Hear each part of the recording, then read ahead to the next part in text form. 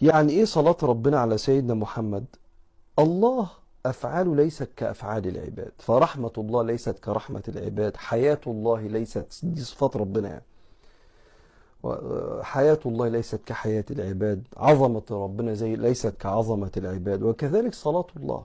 فبعض العلماء يفسروا إن الله وملائكته يصلون على النبي أي يزيدون في عظم شرف رسول الله، إن ربنا بيزيد في شرف رسول الله كل يوم، وفي مكانة رسول الله كل يوم، وفي مقام رسول الله وتمكينه صلى الله عليه وسلم في هذه الدنيا وفي الآخرة من إكرام ربنا ليه، إنه يشفع للمؤمنين ويساعدهم في حياتهم وهكذا، ف وبيكرمهم في الآخرة.